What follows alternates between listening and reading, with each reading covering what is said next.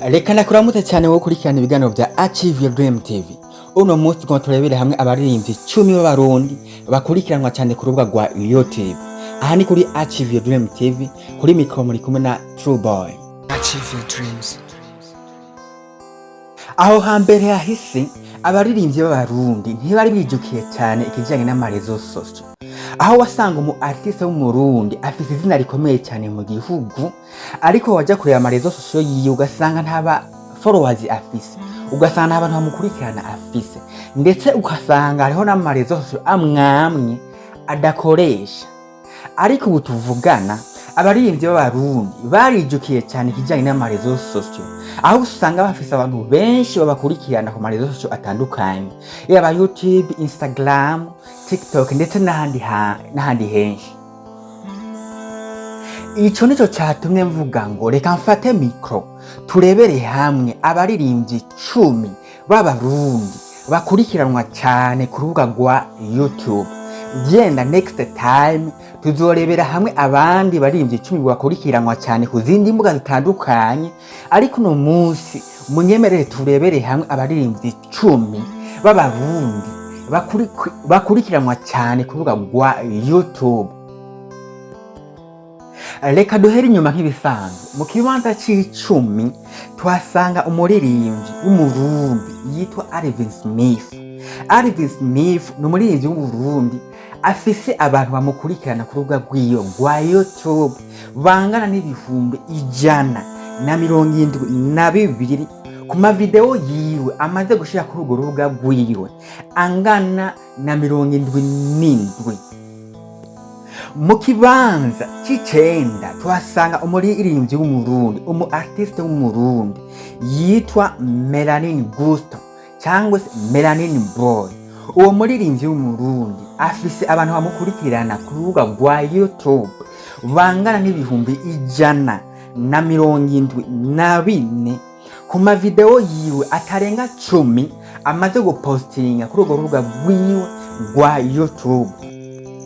Mu kibanza c'umunani tuhasanga umuririmbyi w'umurundi, umu artiste w'umurundi yitwa Double J Once Again.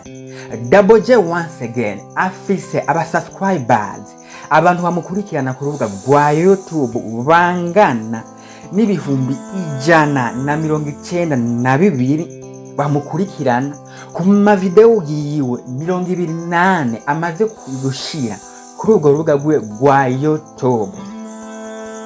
Mu kibanza kigira indwi tuhasanga umuririmbyi yitwa Kiriku Akeri. Uwo nawe n'umuririmbyi w'umurundi akaba afise abamukurikirana cyangwa se subscribers bangana n'ibihumbi 193 ku mavideo yiwe cyangwa se ku ndirimbo ziwe zingana na 32 amaze gushira kuri urwo rubuga rwa YouTube. Mu kibanza kigira gatandatu tuhasanga umu artiste w'umurundi, umuririmbyi w'umurundi yitwa B-Face on the Floor. B-Face on the Floor afise abantu bamukurikirana kuri urwo rubuga rwa YouTube bangana n'ibihumbi 215 bamukurikirana ku mavideo yiwe angana na 231 amaze gushira kuri urwo rubuga rwiwe rwa YouTube. Mu kibanza kigira gatanu tuhasanga umu artiste kizigenza w'umurundi yitwa Big Fizzo. Umu legend wacu Big Fizzo niwaza mu kibanza cya gatanu, ahafise abantu bamukurikirana bangana n'ibihumbi 235 kuri urwo rubuga rwa YouTube ku mavideo yiwe amaze gupostinga kuri urwo rubuga rwa YouTube angana n'120. Nayo mu kibanza kigira kane tuhasanga umu artiste mwiza wacu w'umurundi yitwa D1. D1 nawe afise abantu batari bake bamukurikirana bangana n'ibihumbi 244 subscribers bamukurikirana ku mavideo yiwe angana na 38 amaze gupostinga kuri urwo rubuga rwiwe rwa YouTube. Mu kibanza kigira gatatu tuhasanga umu artiste w'umurundi yitwa DJ Fernando cyangwa se Mr. Aye. Uwo muririmbyi w'umurundi akurikiranwa n'abantu bangana n'ibihumbi 245 ku mavideo yiwe atandatu gusa amaze gupostinga kuri urwo rubuga rwiwe rwa YouTube. Reka tuje mu kibanza kigira kabiri.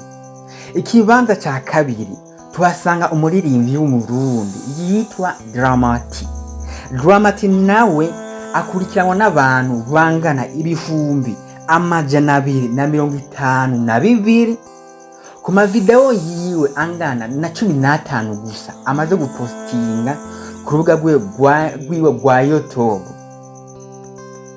Mbega rero mu kibanza ca mbere hariho nde? Mu kibanza ca mbere tuhasanga umuririmbyi w'umurundi, umuririmbyi abica bigacika w'umurundi yitwa Saturama. Uwo muririmbyi w'umurundi akurikiranwa n'abantu bangana ibihumbi 332 subscribers bamukurikirana ku mavideo yiwe angana n'128. Abo nibo abantu bamukurikirana ku rubuga rwiwe rwa YouTube. Ati rero nine twatwibagiwe. Uwo twatwibagiwe reba umwandike hariya muri commentaire hasi kuri commentaire kugira ngo next time bizosubire kumwibagira mu rundi rutonde tuzozana rw'abaririmbyi 10 bakurikiranwa ku zindi mbuga zitandukanye. Aha ni kuri Active Dream TV, kuri micro mari kumwe na True Boy. Bandanya ukora subscribers cyangwa se share kugira ngo usangize bino biganiro bivuga amakuru ya industry yo mu Burundi kugira ngo tubandanye twagure umuryango wa Active Dream TV. Reka ndabike bantu ndababwire ngo ciao ciao.